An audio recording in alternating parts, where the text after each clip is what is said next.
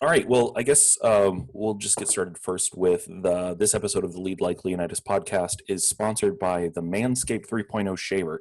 Guys, listen, your hair down there needs to be managed by more than just the scissors from your junk drawer. And I'm just kidding. First of all, I was like, yes, thank you for getting a sponsor that Right. quick. Yeah. Been out there Way doing to work. go. Oh man. All right.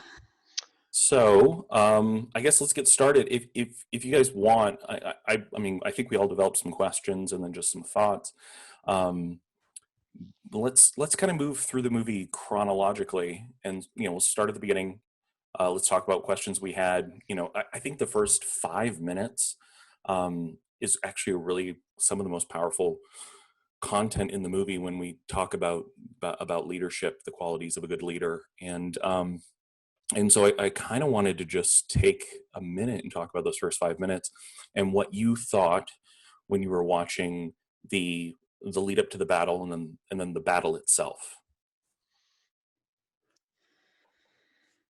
Yeah, it seemed like there was kind of a lot happening in those first 5 minutes. We meet Maximus and Caesar and Quintus, and see how Maximus interacts with all his men. And you can see as he walks through, it's a very serious situation that they're facing, but he walks through them and they stand up a little bit straighter. Mm-hmm. And they don't smile, but you see kind of like a positive affect on their faces. You can kind of see all that happening.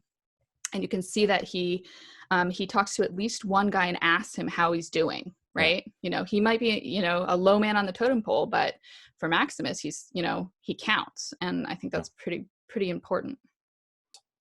Something that I really liked about that first little bit too, was the interaction with the men, and all of those sorts of things like you were saying, but there was also, I loved the interaction with Animal, and I think interaction with Animal was a little bit of a theme throughout this movie too, but the fact that he has a dog following him into battle, and a dog that's willing to just jump through fire and bite a guy's neck. I mean, little things like that, but I think it really delineates him as a leader, both on the battlefield with his men, as a leader of troops, and also as a leader on the home front as well, because he's always talking about being a farmer and wanting to be home with his wife and his son and the horses, and he talks about the fields he has with his passion, and you kind of see that with the way that he's interacting with the horses throughout the movie, or his dog, or whatever else. You definitely see that dichotomy, I think, a little bit. How do you feel like? Do you feel like the farmer? Making him a farmer was an artistic choice by the writers, Sure. but do you think that was a tool in trying to create the leader that he was? Or do you think that was just a bit of backstory that they put into the writing? I think that they're also underscoring the fact that he's not after power. I think that's why they made him a farmer who loves his land and his family and wants to go back, because then we know for sure, that unlike everybody else around him, he's not searching for this power. He doesn't want it. It's been given to him because he's the best at it, and he does a good job, So in contrast to Commodus, who comes rolling in after the battle's over and is like, "Did I miss it? Where'd it go?" Oh, shocker. Well, that was one of the questions that I had while I was watching this as well, was, as far as leadership is concerned, what role does skill play as a leader? Because this is somebody who, I don't want to get this confused with Master and Commander, because while that is also a great Russell Crowe movie, it's the difference between a leader who knows every role on the ship and can stand by any one of his people on the ship and know that role and help them be better at it. Same thing here on the battlefield. He can know all of those roles, and I think that's one of the reasons that he's respected, is because he has the skill to lead as well. And I'm curious about the role that skill plays in leadership. So it's one of the big 6 leadership competencies, like your actual technical expertise, if we're going with that model. So I think it's one component that really helps people respect you. Right? No, that's really interesting, because I actually came out of that battle with a different view. one of the things that I saw in that battle was that he spent a lot of time. Well, I guess let me back up. Yes. So when he's telling where the catapults are going to go, where he's setting up where the catapults are going to go.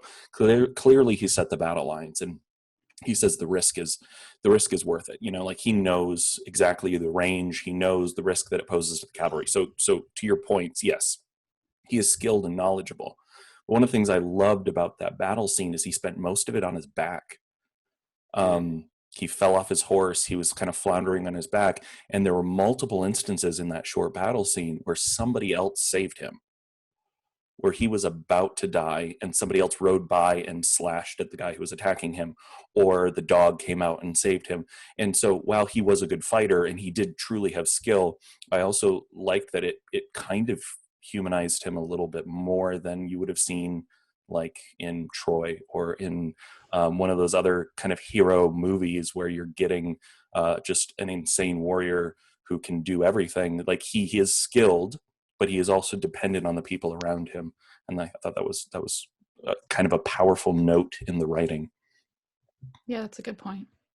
He's definitely mortal. Yeah. Yeah, he's definitely, as we see through the film, he's definitely Right. mortal.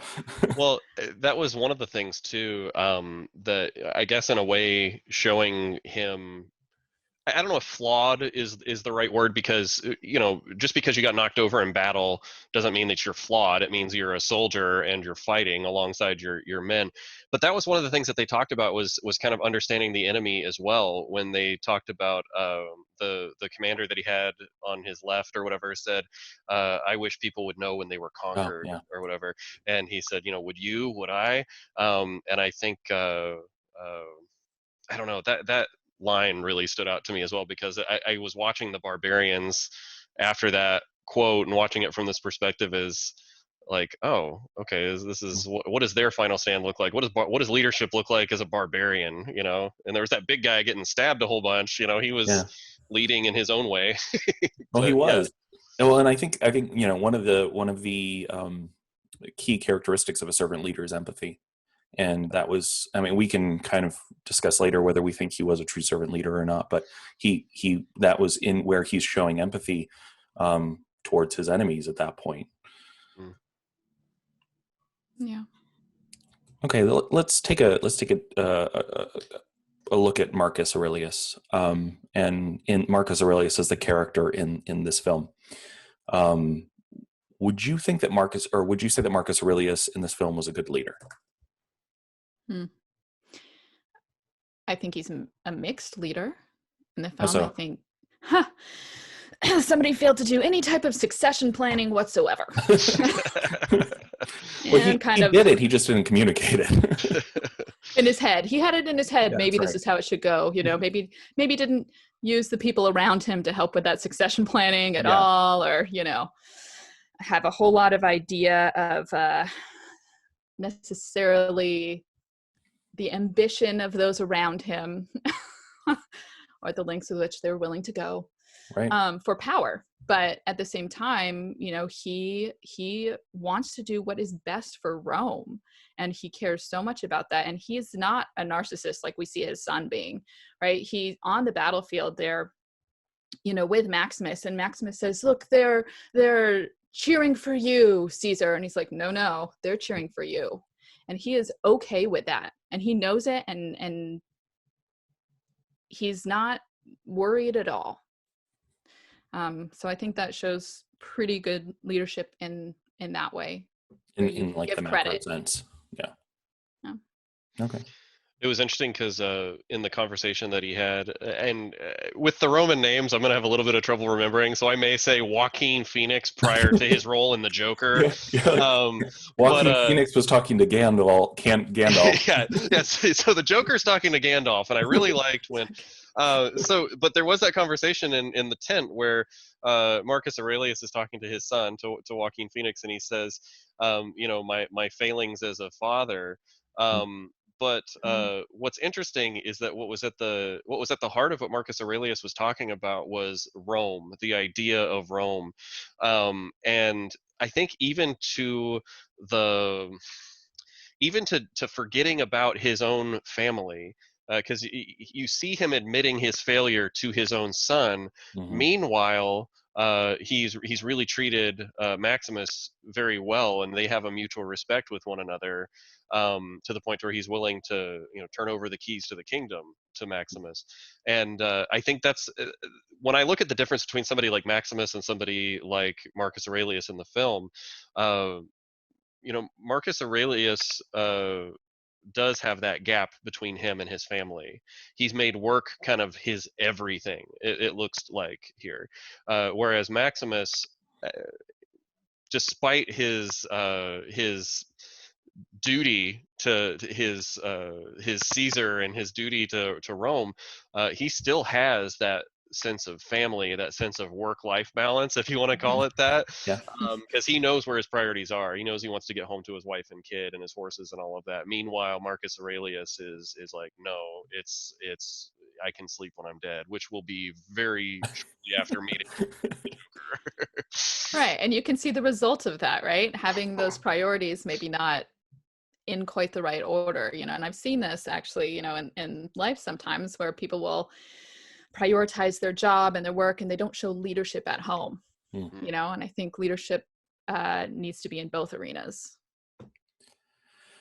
Yeah, I completely agree, and I think that there was the instances you were talking. There was the instance you were talking about with Commodus, but then there's also the incidents you're talking about with Lucilla. I mean, he's walking with Lucilla, and they're pretending that he's a loving father and she's a adoring daughter, or whatever their words were, and they kind of make a joke of it, but in that you can tell and I think he even says that he's been gone for 20 years, or he's been in the field for 20 years off and on. So he's not been a part of their life.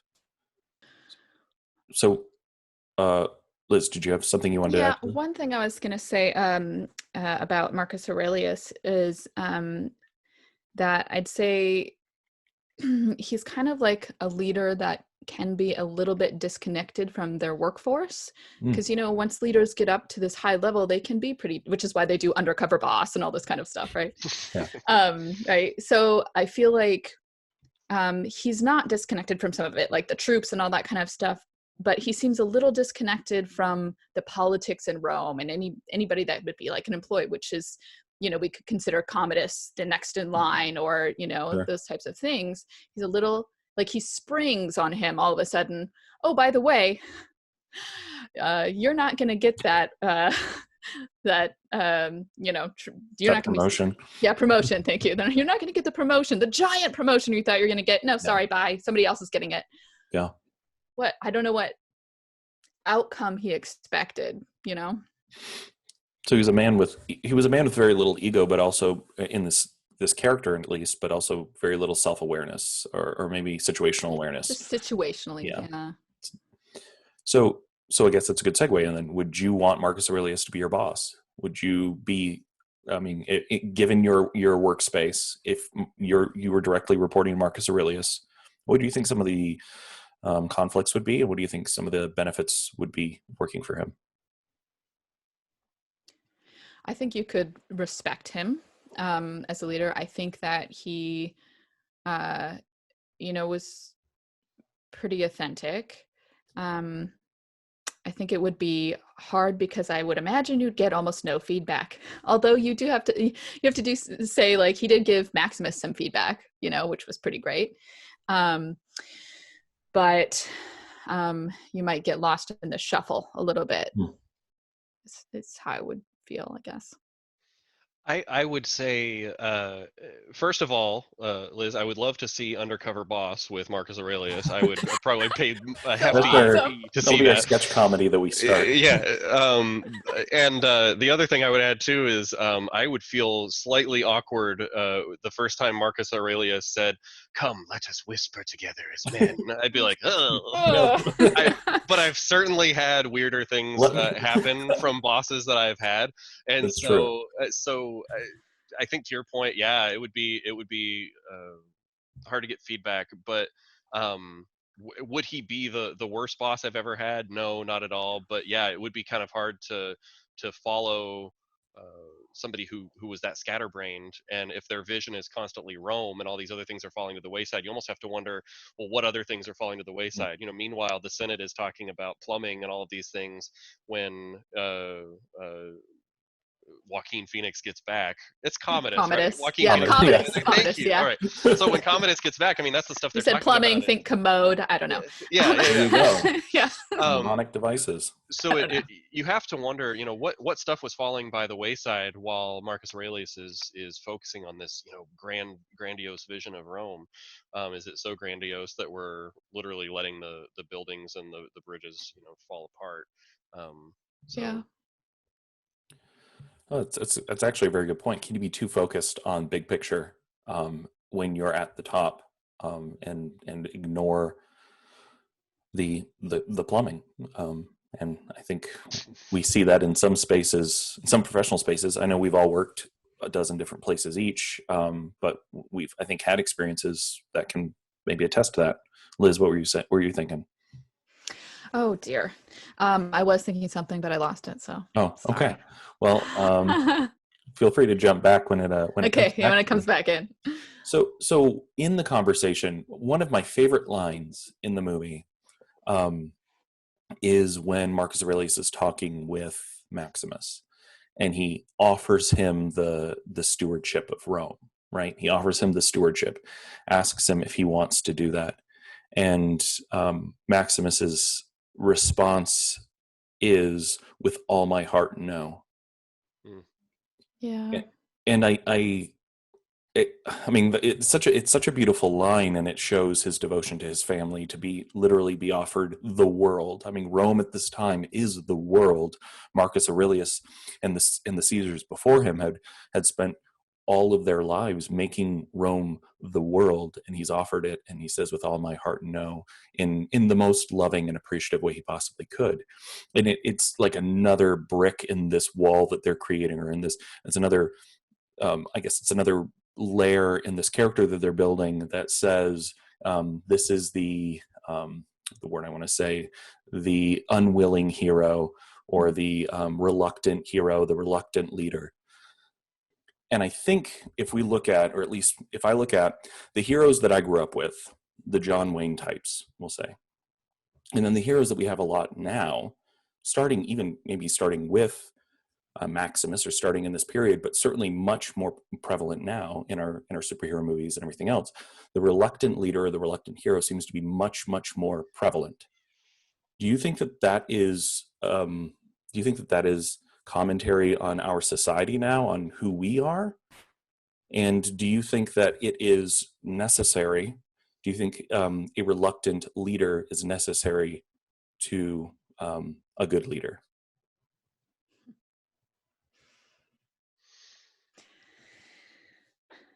I think it might be a reaction in some ways, a realization that leaders that seek power seemingly only for power's sake aren't necessarily the be all end all.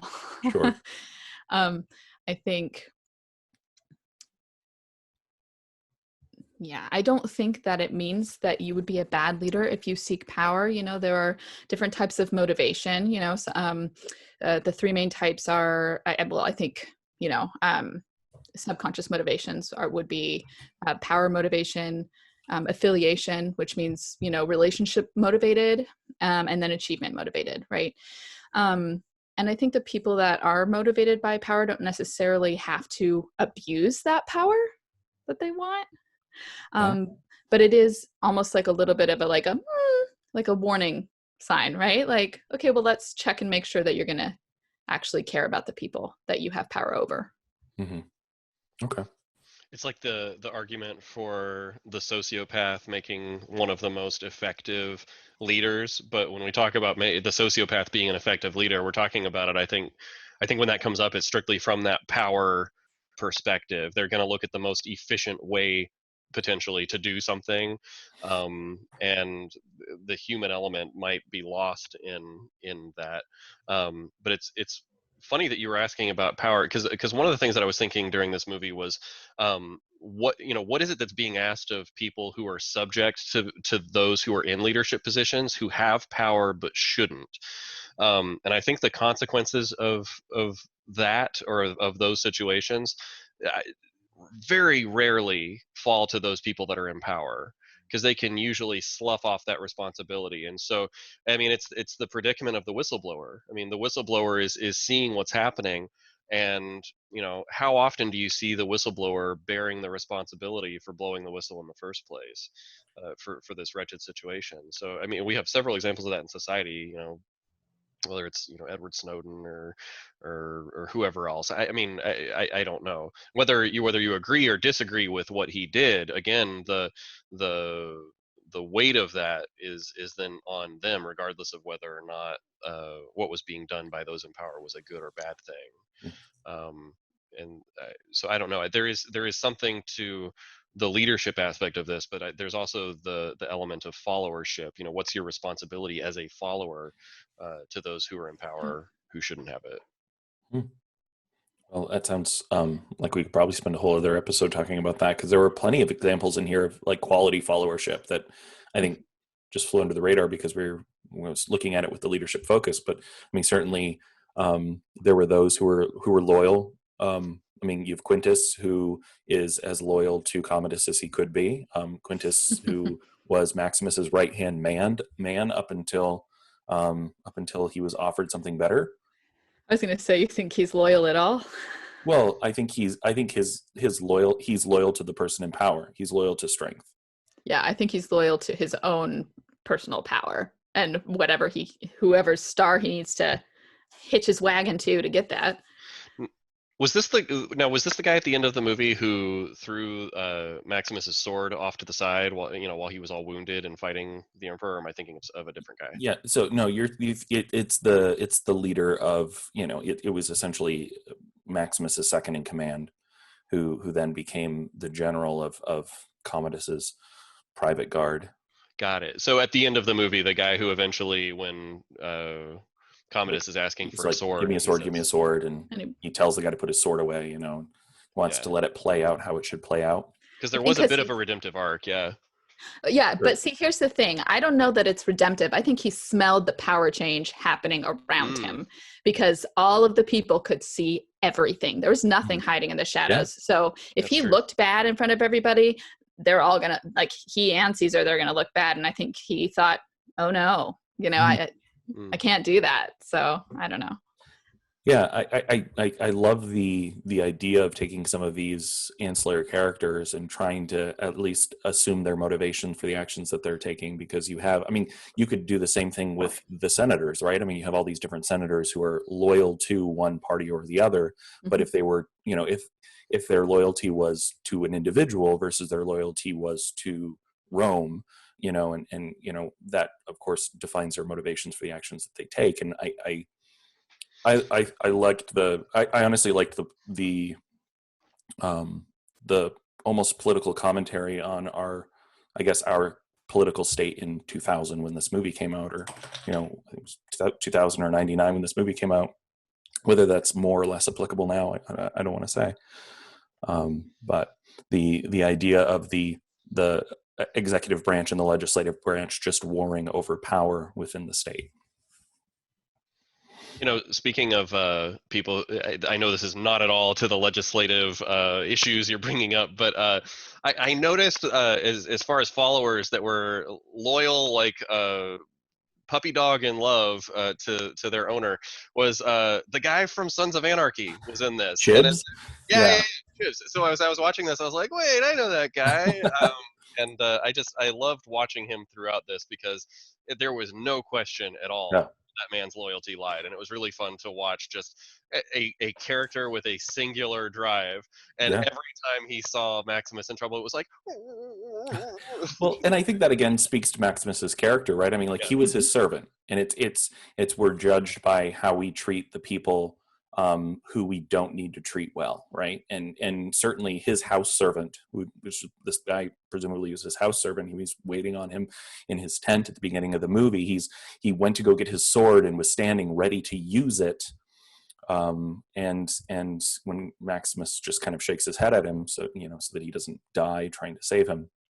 And so the idea that he would be so loyal to him even after he thought he was dead, a new chapter of his life was playing out, and suddenly he just got pulled back into those loyalties. Yeah, it was a beautiful character that they created for him. So I guess I want to come back and just touch on the idea of the reluctant leader again real quick. Do you think that is at this point, is that shtick? Not maybe in Gladiator specifically, but in society now, is that just an archetype that is almost played out? Is it doing damage, do you think, to our understanding of who should and shouldn't be a leader? Do you think that it prevents people from being leaders who are self-aware enough to know that they want to be in a leadership role, but that the characters that have been created for them don't seek that? I don't think that it's doing that necessarily. I think people that are wanting to be in a leadership role will try to do that, at least at some point. They may not be as overt about it. Maybe that's something that will happen. And I don't think that's necessarily bad. Sure. I think we see a difference in emergent and effective leadership. Generally, people that want to be leaders, those emergent leaders that happen because they do politics and, let it be known they want to be leaders, Sure. end up being leaders one way or the other, generally. But I don't think you have to be reluctant to be an effective leader. I do think I like the awareness that it draws, actually. I like the awareness that it draws to people being aware that you could be a good leader. Anybody maybe that they know could be a good leader. They just have to be given opportunity. I don't know. I guess that's my 2 cents. What do you think, Alex? I mean, I definitely think there's a difference between a reluctance to lead, because just because you're reluctant to lead doesn't mean you're going to be great at it, and just because you want to lead doesn't mean you're going to be great at it either. So but as reluctant as Maximus, for example, was to lead, once he got into the Colosseum and the chariots start coming out, he's like, all right, I know what I got to do. So he asserts himself right away and is like, how many of you were in the army? Let's do this. Yeah, well, that's true. And so to say that a reluctant leader should be a passive or a timid leader, I don't think is by any means the truth. But I think the idea of the reluctant leader appeals to so many people because so many of us have been in that situation where we are beholden to a Commodus, where we're beholden to just the wrong person in the wrong place. And because that has the potential to leave such a bad taste in your mouth, I guarantee you, each of us could name off, the who, what, when, where details of every bad boss you've ever had and have at least a handful of stories of situations that just were horrible with those bad bosses. But the good bosses, there's not specifically always, I mean, this is the case sometimes, but there's not always just that one story where you're like, and that was the minute I knew. No, it was from like just this persistent good leadership qualities that this person had, throughout their time with you, that you can look to that person as a staple leader. It's kind of like those people that say, like, if you're working in customer service, it only takes like one bad interaction and like 10 good interactions or something like that to one bad interaction negates 10 good interactions. Yeah, exactly. And I think in this case, to in a roundabout way answer the question about the reluctant leader, I think a similar thing would be true here. Well, and I think, good point, when he snaps into that leadership role, when he's in the Colosseum and they're playing the Carthaginian horde, which absolutely makes me one of the happiest things. That's just one of the greatest stories. But even before, it was very interesting to see the way that he switched it on when he knew that Commodus had killed Marcus Aurelius. And the last thing he wanted was was to be the steward of Rome.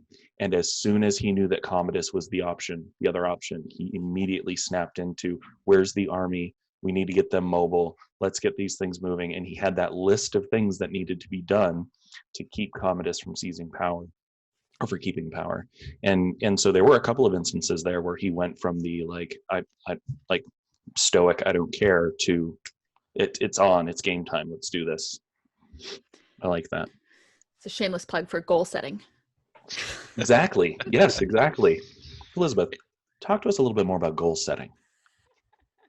As a tried and true concept, I Yeah. think Maximus showed us that he set that goal. Actually, he changed his goal partway through. His goal was to I'm going to kill Commodus to get him back for vengeance for his family, And then, Lucilla kind of convinces him that Rome is greater than that. That the rest of Rome, they can be saved, they can be helped by this.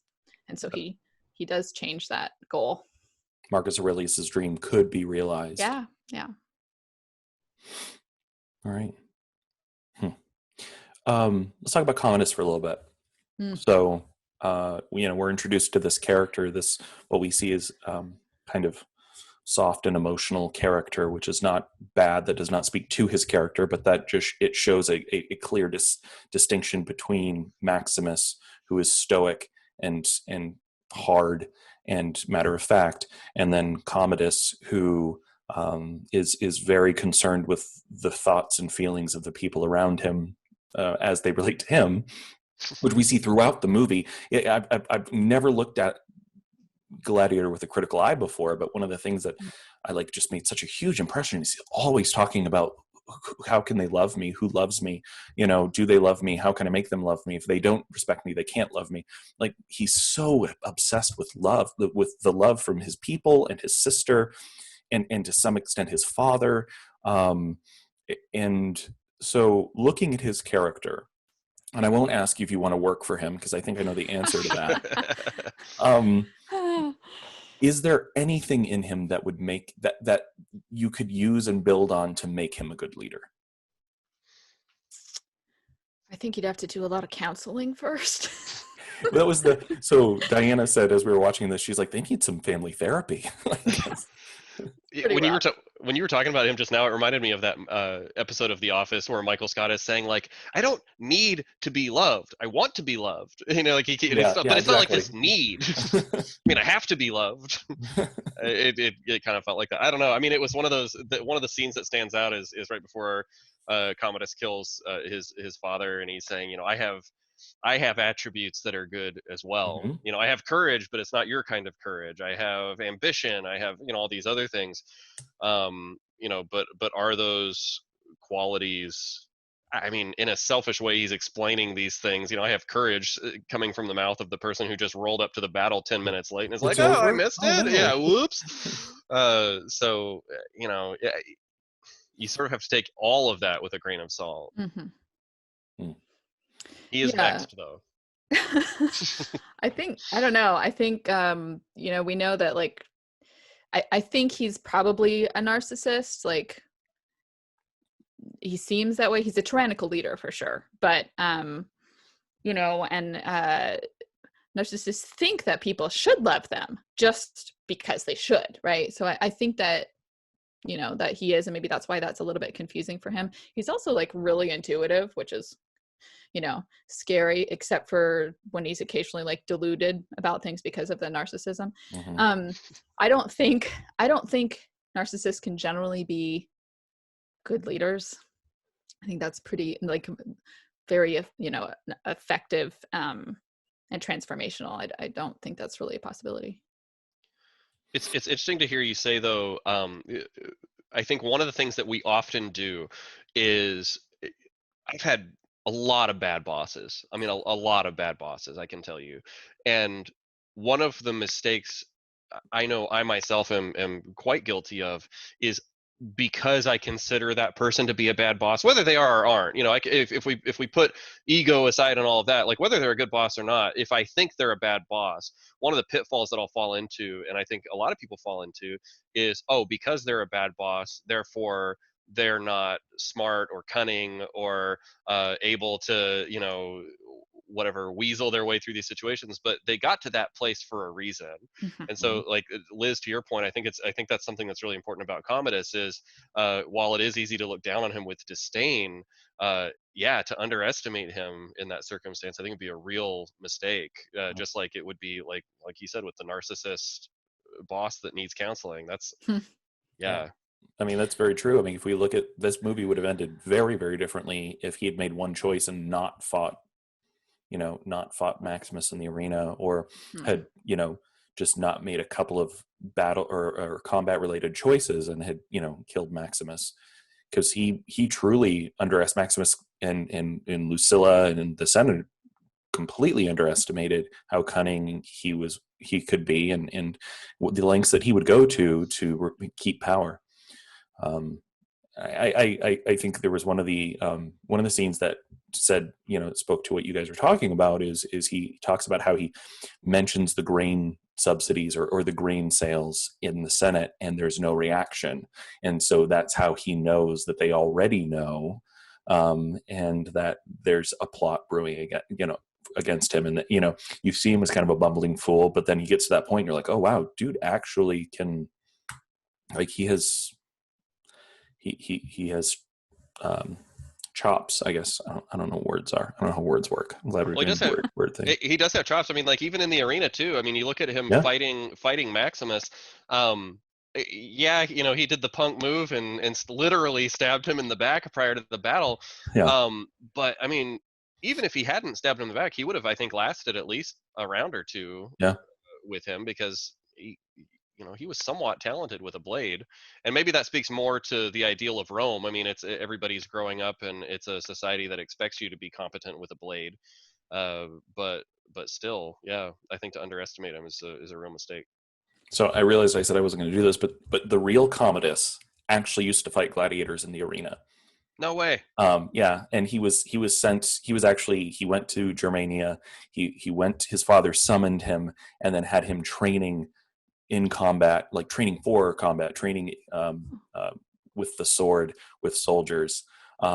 Though anyway, so let's get back to the movie. One thing I want to say, like in Commodus's favor, is that he seems to surround himself with like employees, or if you want to say it that way, but people that can get him information. He like he plans more appropriately and uses those resources that he has. And I feel like none of the other three we've seen here, Marcus Aurelius or Maximus or Lucilla, do that, and had they gotten those people around them that could help them with this, maybe there would have been a different outcome. Yeah, that's a really good point. Do you think that that's because? Do you think that has something to do with their character or their personality, or do you think that was just an omission from the writing?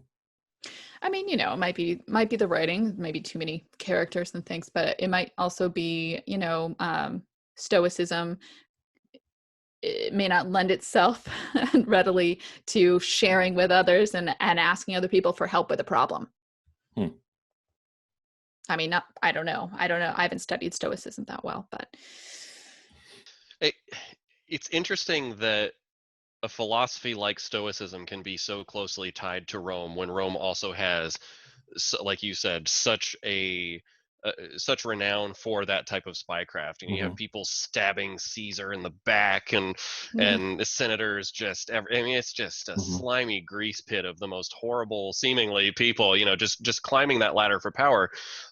Because yeah, the stoicism does not seem to lend itself very much to that, to that environment. I mean, what's one of the quotes from Marcus Aurelius? He talks about, if there be gods and if they be just, then live a good life, and basically you'll be Yeah, rewarded for that. So sure. the motivation behind stoicism essentially becomes this living up to your code, sort of lifestyle. Spycraft doesn't lend itself to living up to your code at all, because it's this Machiavellian, ugh. yeah. And so it's interesting that those two contrasting sort of things can exist in the same time frame and in the same location, so closely together. Yeah, I would just think that um, that Marcus Aurelius being so, I guess, so far into empirical empirical Rome. I don't think that's how we'd use that word. Into the period of the Roman Empire, so far removed from the Republic and the true Republic as it existed. He's 100 years deep into this. Now he's a century in. He's Mhm. seen what that type of behavior gets you, that what the ultimate reward is for their society. It kind of makes his perspective on life and the stoic his stoic writings seem much more like very well thought out. It's not a philosophy that somebody who has been sitting in their room has dreamed up. Right. There are philosophers who we can all point to that say, okay, well, you went and sat on a mountain. Well, that's great. You went and sat on a mountain, but this is a philosophy of a man who's been living in the muck of this type of environment, and he's elevated his ideals to hope for something that is much, much better than there is. Well, you think about too, like Maximus, when they first get to Rome as gladiators, and they look up at this structure of the Colosseum, and they say, "I didn't know men could make such things." I think that was one of the moments in the movie where I realized, and they might have mentioned it earlier, but like I don't think Maximus had really been to Rome that Yeah, he much. I had. mean, Yeah, they said he hadn't. He- He said he'd never been there. so, I mean, I guess it makes sense for him as a character to have the philosophy of Rome versus the mechanism of Mm. Rome be two separate things in his mind, because he hasn't physically experienced the grinding gears of the machine of Rome versus just out in the wild experiencing the philosophy of Rome. Well, he actually kind of talks about that a little bit when he meets the senators, right after the battle, and he's in that Yeah, dinner, true. and and one of the things, just to kind of go back in time in our conversation a little bit, one of the things that I really liked about it was he met that conversation with confidence and with some wit, but Mm, also made it very clear that that wasn't a conversation he wanted to have any part of. And mm. so, yeah, Hmm. let's take a quick look at Proximo. Proximo is the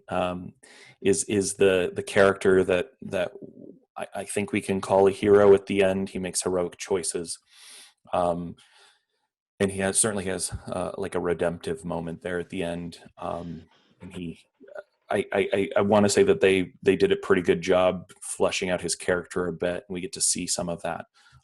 But it would probably be the character in the movie that left me wanting more at the end.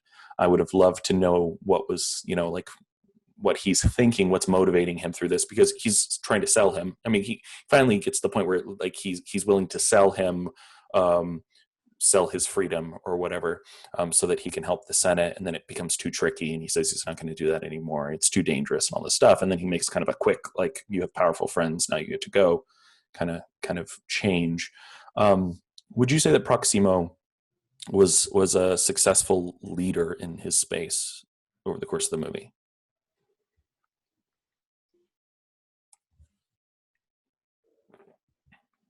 I loved that first of all, I loved that he sold Anakin his first pod racer. And second, I love that we were finally able to get Padme out of slavery. Oh So my goodness. kudos to him for both of those things.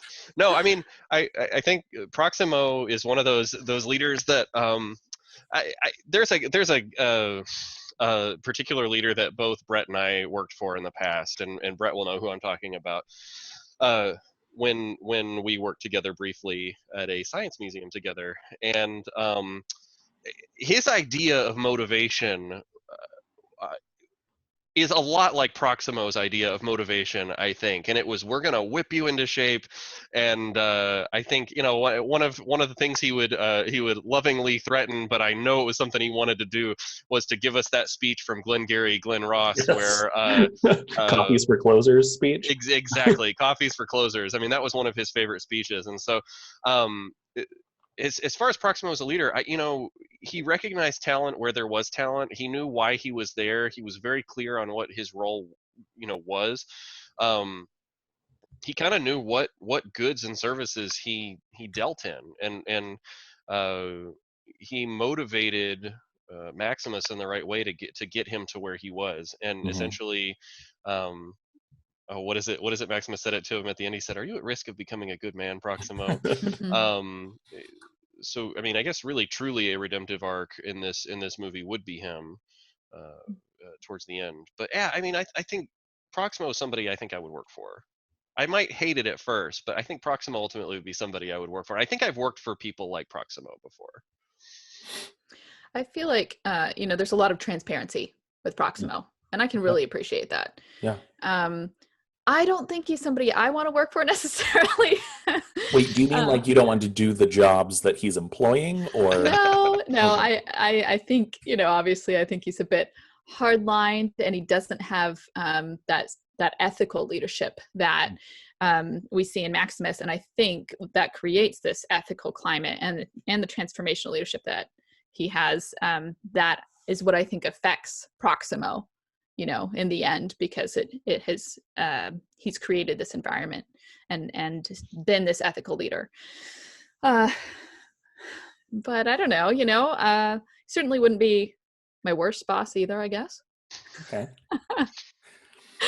Well, I think that, as Alex was saying, like he definitely knows the industry that he's in. He's Mhm. very savvy. I mean, maybe he's our Mark Cuban character where he's a little eccentric, and at times he can like show emotional or show he can bond with his employees, one on one when he needs to. But at the same time, he's not a missionary. He's not there to provide a service. He's there to get paid and run a business. And sorry to Mark Cuban, as I know you are watching this, to compare you to that man. But no, I would probably. So first of all, because Alex went ahead and pulled on the heartstrings and kind of compared him to one of our shared employers in the past. Now all I can think of is working for Chris, and I absolutely loved every day that I worked for Chris.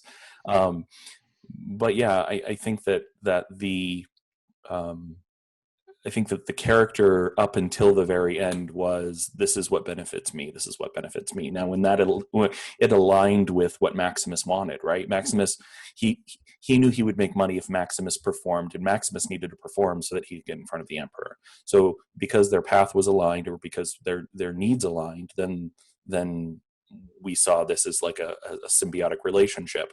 But that probably wasn't true of 99% of the other employees. And of course, the way that he addressed his slaves, addressed his gladiators before they went out for the first time, just showed that they were cogs in a machine that he was willing to expend to get what he needed, which is not Chris, and I think Alex would agree. Correct. But Absolutely. Well, I mean, even with Proximo's flaws, what a yeah, clear sense of vision he had, yeah, and not. I mean, I guess in every aspect, because he didn't. Again, there's an argument to be made to not treat all of your employees like that, to not pick a favorite like that, to not whatever. But for the employee that he was mentoring, Maximus, his very clear instruction was win the crowd, and he had hmm, essentially the freedom to do his job within that space. it's And I true. think that's a freedom that not a lot of people get within their job. They're typically beholden to an organizational structure. They're typically beholden, for better or worse. I mean, to be beholden to an organizational structure, I think, is a lot like the senators that have the best of Rome in mind and the worst in Rome to mind, in mind. Whereas somebody like Maximus, who's either operating of his own free will or of the will of Proximo, is somebody who can take his sword and throw it at the people that are sitting up in the balcony and spit on the floor of the auditorium and basically be like, I don't have any need for any of this, and I'm out Mhm. here for myself. Are you not entertained? Yeah, are you not entertained? I mean, it's the difference between somebody who is truly operating from a standpoint of their own will versus the will of a governing body of some kind or an organization. He was a slave, but he didn't behave like a slave. Exactly. Yeah. He didn't. You know. All right. So we've talked about Marcus Aurelius. We've talked about Commodus. We've talked about Proximo. We talked a little bit about Quintus, and the toady character, or that person who I think we probably all know in real life, who just attaches themselves to whoever has the power at the moment, and is willing to stab their friends in the back to stay in favor. Lucilla, let's talk quickly about Lucilla. Mhm. I was talking to Alex earlier today. So I'd only ever watched the original version of the movie. Last night I watched the extended version, so there were a lot of Oh. scenes that I had never seen before that actually helped me understand Lucilla's character a bit more. There were scenes of that helped explain her motivation outside of just, what was she doing except trying to protect her son, which I am not a mother. I am sure that there is no more noble purpose than protecting your son from somebody like Commodus. But in this extended version, there were scenes of her actually working behind the scenes, feeding that information about the grain storage and the lack of finances and how Rome will be starving in 2 years and all of this that wasn't in, at least as I remembered it, the original movie. And so I actually came out of this time. I came out of the movie with less, with fewer negative feelings towards Lucilla. She was also a character, I think, much like Quintus in some aspects, where she knew where the power was. I mean, the scene where she slaps Commodus after she knows that Commodus kills his father, and she slaps him, and then she kisses his ring, and so she kind of acknowledges that he murdered their father, and then she pledges herself to him, essentially, to save her own skin. Yeah, but I think she does that because she's in a very different position. She's a woman in Rome. Well, sure. Yeah, so I think, I don't think she has the same rights, and I think she has to be more crafty and more careful.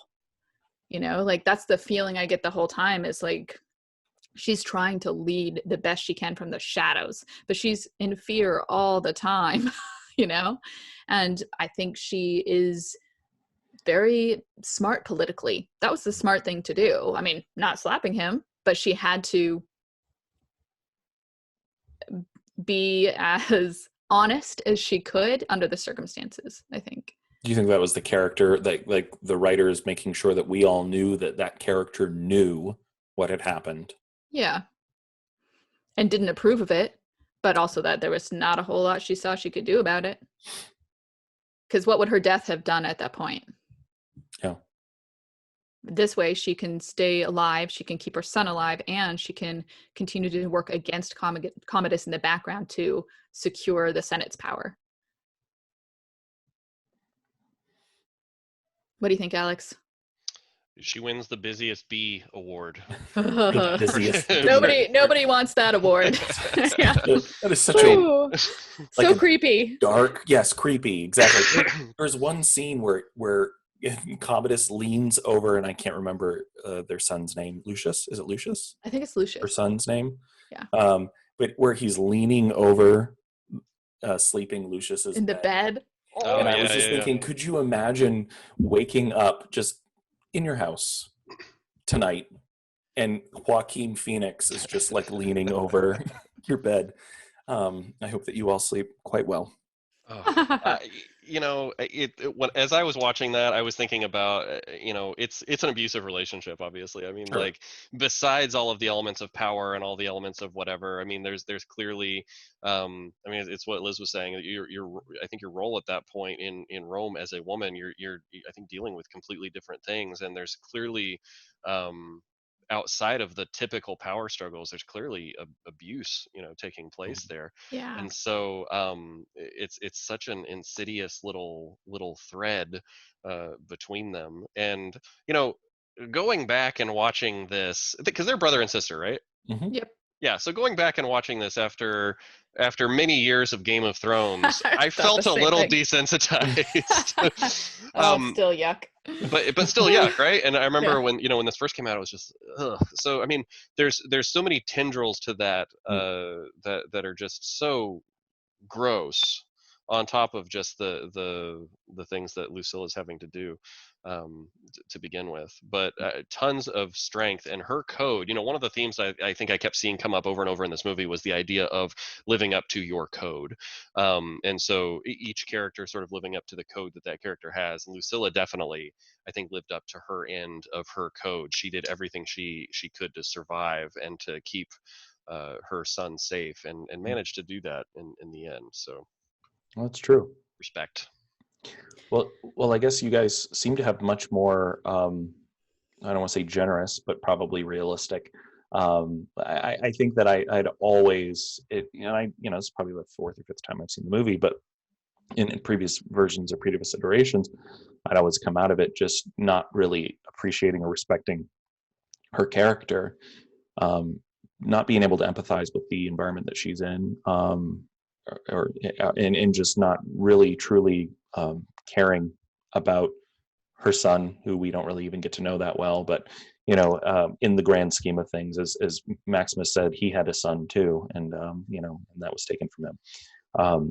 But I did think that the extended version did allow me to see bits of her character that I could appreciate, in times where she was being very, very heroic, and leading from behind in a lot of situations. Speaking of leading from behind, oh, Liz, sorry, it looked like you were Oh, going to I say was going to say, to your point, though, I think too, she maybe is a little paralyzed. yeah.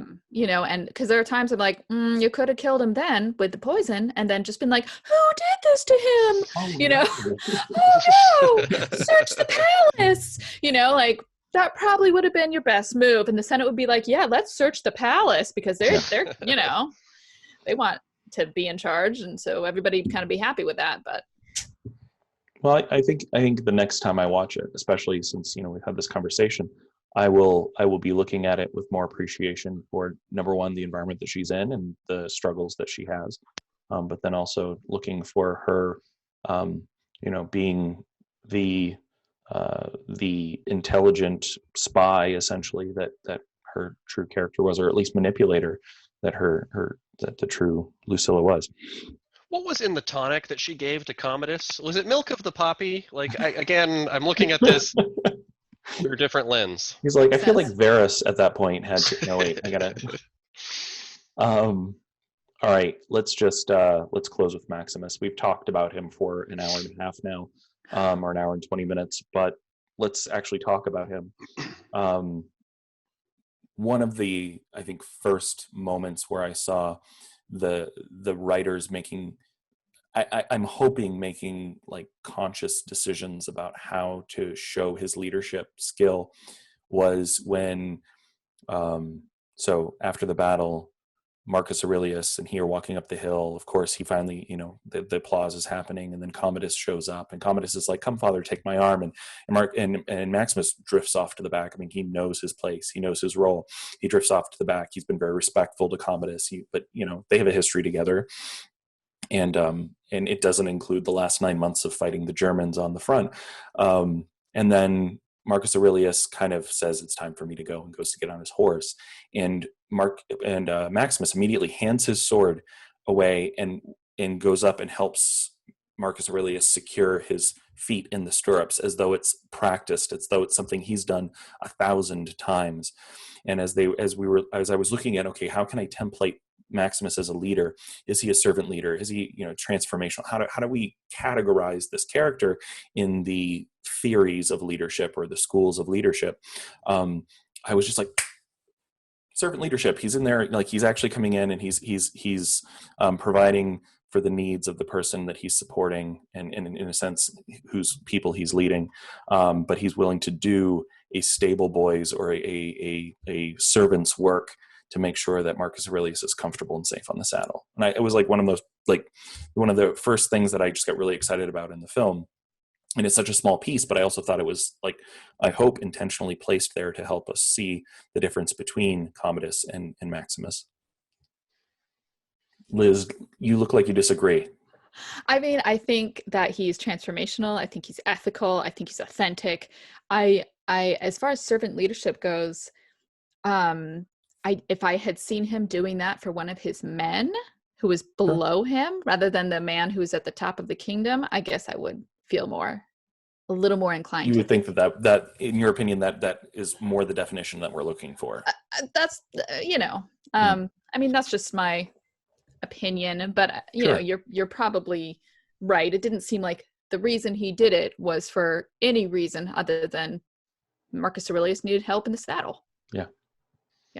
Without further scenes to prove that, maybe I'll watch the extended version of Lord of the Rings. You just use this as an excuse to watch that again, and maybe it'll trigger something. But no, I mean, I think there's a point to what Liz is saying, because as I was watching that, I think there's something to be said for him as a transformational leader. He knows the different parts, but he's also there was one thing that stood out in particular, and it was when he was talking to one of his commanders, and his banter with his commander is almost corrective in a way. I don't remember the exact dialogue that was said. It might have even been the part where they were talking about I wish people would know when they were conquered, and he kind of says, and in the range conversations too, about the range for the catapults being fine or yes. not being fine. Exactly. So I mean, I don't think that's to say that just because you're a servant leader means you're a pushover. But the example and what Liz was saying just now reminded me of this is, my dad, who was a hospital administrator, growing up, he always had a business card, and on the back of his business card, he had an inverted pyramid, and the inverted pyramid was the organizational pyramid, the organizational structure, and he had it inverted so that he was at the bottom of that pyramid, and I think he really tried to live that. And when you were saying, well, I could see if he was helping one of his men who was below his station onto the horse, I could see that being more servant leadership. I think we're maybe given some hints to his character when he's working with the other gladiators, to that being something that he maybe would do, that he would probably likely has somewhere in his character. But I'd probably lean on the side of transformational leader for him. But would you say that there were aspects of Maximus's behavior that made you not want to go in and report to him at the office every day? Like, were there things? I mean, one of the things I like is that we saw a man completely stripped of everything that he knew and loved, stripped of everything except his life, and then build back up into what looks to be the exact same person he was before it was all stripped away, which shows, I think, the value in a true genuine leader. But were there parts of the film, were there aspects of his personality that made you say, okay, well, this would give me pause if he was my CEO? I think there was. I think with him, I think you're absolutely right. You hit on a touchstone of who he was in this movie, and that was that who he was, his code as a person never changed, regardless of status, regardless of personal possessions, belongings, any of that stuff. Who he was as a person didn't change. His ego, his whatever, did not change. So as far as, is he somebody that I would want to come in and report to every day? I, we thankfully got to see him in a lot of different lights in this film, and there's one part where after the battle is over and they're all sort of celebrating, it's after Commodus has arrived, and eventually Commodus sort of pulls him to the side and starts introducing him to senators and stuff, and it's just like, okay, it gets kind of skeezy there. But prior to that, he's joking around with his men and those sorts of things. So he seems like he's got good boundaries, which from a mental health perspective, you look at somebody who's a narcissist like Commodus, and it doesn't have great boundaries. Maximus has good boundaries. Work is work, but play is play, and when he's at play, you don't feel like you have to still be in that work mode. Mm-hmm. He recognized what those spaces were, and so I think for me, being able to have somebody who recognizes what those boundaries are so effectively, for me, I don't think I would have any problem reporting to somebody like that, especially somebody who I knew had done the roles that I was in and could help mentor me through those roles as I worked through the ranks. Yeah. Yeah, I would follow that man into battle. Yeah. So that's good. Yeah. I liked the fact that we talked about he had boundaries and he played and stuff. I some of the other scenes that I was paying more attention to this time were the scenes where they were the gladiators were all sitting around, where they weren't in the arena, where they were eating, where they were talking. He has those small bits of getting to know Jaime Hansu's character.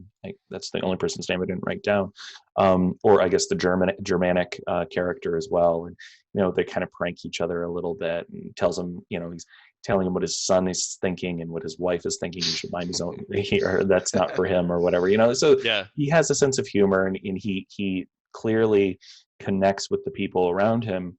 Certainly as we're talking about him leading in the formal battlefield sense as their general, but now as people just turn to him instinctually, instinctively. Words are hard. Roman And words are hard, by the way. I saw more of that person I wanted to work for then. You know, it was the formal work environment versus the informal work environment. It was the your boss versus your leader. And so Yeah. after watching him again kind of build back up and to the point where people died for him, died to give him the opportunity to leave. I saw, okay, that's the person I would want to go to work with or follow into battle.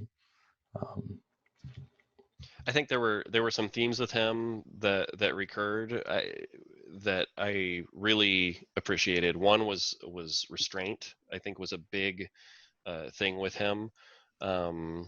I don't remember his exact words that he said the first time, or no, it was when Commodus came down into the Colosseum and then started talking about in detail what happened to his wife and child. The incredible amount of restraint that he showed.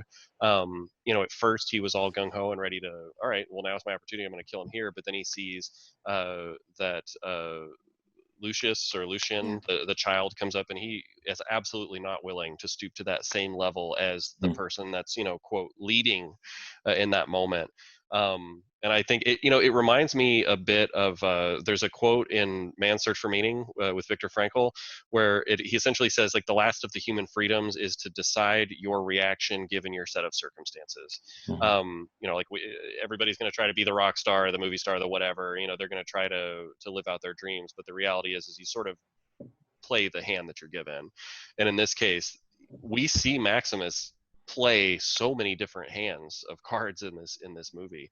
There's a rise and a fall and a rise and a fall, but ultimately he lived up to that code no matter what. And you know, ultimately he died by it, but he was truly the same person throughout, and that was super respectable. Liz, do you want to give us final thoughts? I don't know if I have any good final thoughts other than I do think Maximus is a pretty good example to start off this leadership podcast with. Yeah, no, I was excited that I think that was your recommendation, Liz. I know I was excited about that, and I know Diana was excited about that because we got to watch that. But truly, as a character, this has been a lot of fun to explore him, explore the people around him, explore the other characters in this movie as well. Alex, any final thoughts?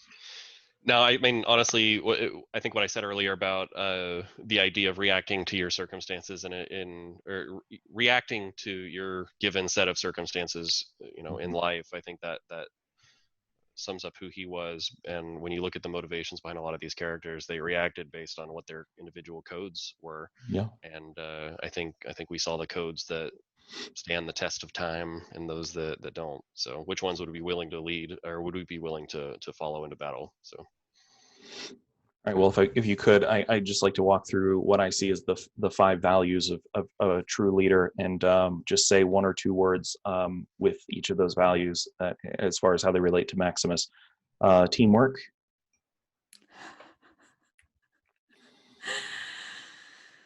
How do you feel Maximus exhibited teamwork? You're just looking for 2 words on? A statement, a couple words. Do you feel like he maybe he didn't, maybe he did? Oh, he definitely did. Certainly you see that even more when you see him with the other gladiators. And when he says, okay, everybody, we're going to stay alive if we do this, you know, he is leading, but they are a team at that point. Yeah. He's the quarterback, but he's still on the team. Mm-hmm. Yeah. And to use more football terms, when he had a literal handcuff in the arena, he absolutely, I mean, he just, when he's put into action, he's always just, I think, demonstrating teamwork. He's always getting people involved. Okay. Especially with that handcuff scene, you see him, with the shield. He doesn't stab because his partner has to do that. So he you know, supporting his partner. You know, that, okay. I'm going to come over here. I was on the fence as to whether or not to read this, but I'm going to go ahead and read it because I think it's so crucial, or it's important to the idea, the philosophy of this conversation as a whole, than also the statement that you just made. And I totally have gotten through this conversation without reading this. This is from Leaders Eat Last by Simon Sinek, but he's actually quoting a historian named Stephen Pressfield. He says, the Spartans, as a warrior society in ancient Greek, were feared and revered for their strength, courage, and endurance. The power of the Spartan army did not come from the sharpness of their spears. However, it came from the strength of their shields. Losing one's shield in battle was considered the single greatest crime a Spartan could commit. Spartans excuse without penalty the warrior who loses his helmet or breastplate in battle, writes Stephen Pressfield in his account of the Battle of Thermopylae, but punish the loss of all citizenship rights to the man who discards his shield. And the reason was simple. A warrior carries helmet and breastplate for his own protection, but his shield for the safety of the whole line. In that movie, 300, which we'll get to at some point, there's that line, a Spartan, come back with your shield or on it. That is one of one of the lines in Herodotus's account of the Battle of Thermopylae, and it truly expresses the whole idea of you're there to be the shield to the person next to you. So, way to hit a home run with that teamwork thing there, I guess. Wholeness. Well, oh, go ahead. Just one last thing on the teamwork. When they are fighting in that battle with the chariots, those that did not follow the example of leadership, that were out there on their own. I mean, you saw what happened to them. Those who were not part of the team got picked off. Yeah, they were not part of the teamwork making the dream work. So, which is weird because I think DreamWorks owns Gladiator. Oh, nice. Sweet. Okay, wholeness. The idea of family. I mean, the places where family was picked up in this would be Maximus's family. His wholeness was a work-life balance that I think a lot of other characters lacked in this movie. I think that's something we touched on a little bit earlier, but I think he demonstrated that the most with his value of family over work and separating the two. Yeah, he's got this idea, this love for his family, like you said, work-life balance, and then spirituality is important to him as well. And you see that. Yeah, that's true. And I didn't even think about that when his life is taken, when his family, with that work-life balance, he still makes that connection with those figurines, with those idols, and All right. Which, by the way, I did not see those idols when I was in Rome and went to the Colosseum. I checked; those were not there. No, I did not find them in the dirt there. All right. Well, I think take a metal detector back with you the next time. That might be. I will. Integrity. I mean, that's all over. Maximus is, he's an extremely ethical leader. Integrity is key to everything he does. Yeah, I think ethical to even his own detriment. Yeah. Within the film, and that's one of the reasons I think why he's such a likable and followable person. Like compassion.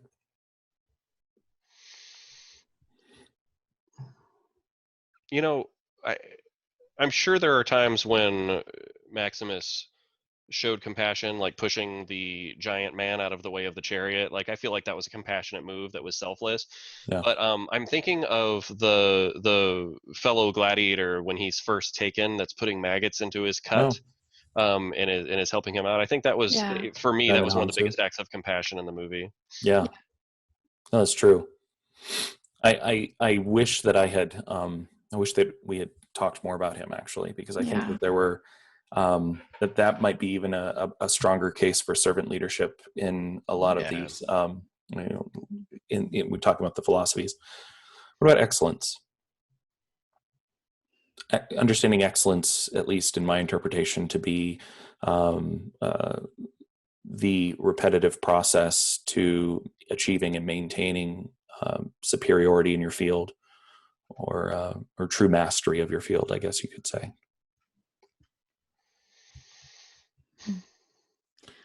I mean, obviously, Maximus is an excellent swordsman, and the horse riders that go into battle first, yes. Cavalrymen. He leads in front, and he is very good at it.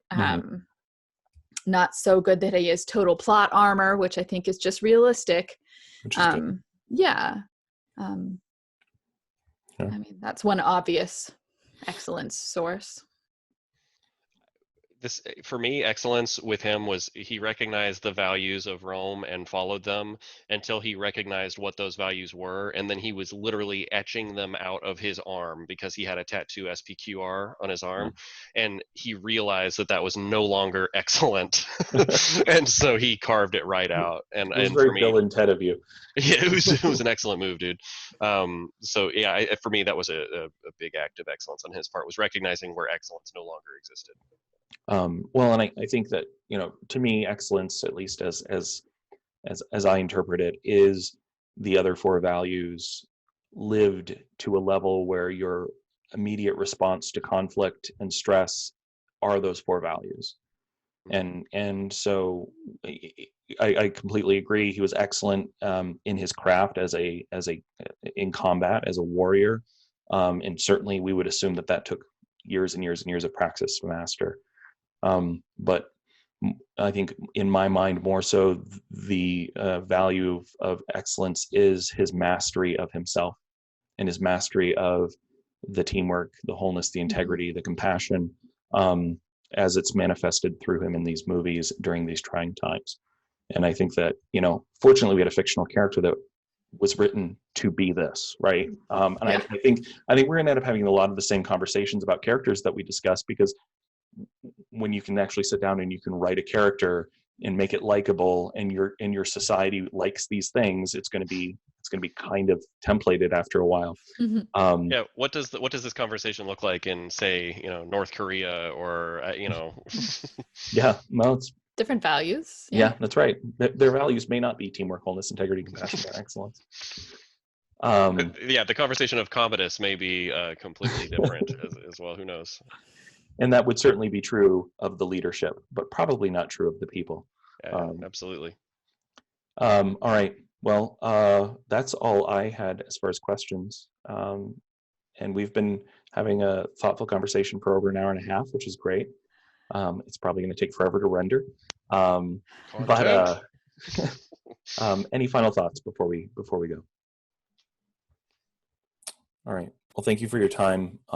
It's Saturday night, and I appreciate you donating it to this very thoughtful and I think constructive conversation. I just wanted to end this by saying that this podcast is a production of Leonidas Labs. Gladiator is the property of DreamWorks Studio. All licensed content from this week's episode was featured under Section 107 of the Copyright Act, which allows for its use for criticism, comment, news reporting, teaching, scholarship, and research. I think we all know that this was news reporting. All right, guys, COVID's out there. Stay safe. Miss seeing you in person, and I look forward to having this conversation in person again. Until then, have a beautiful night, and tell your families hello. Thanks, everybody. Likewise. Bye. Take care. It's nice to see you. Good to see you. You too.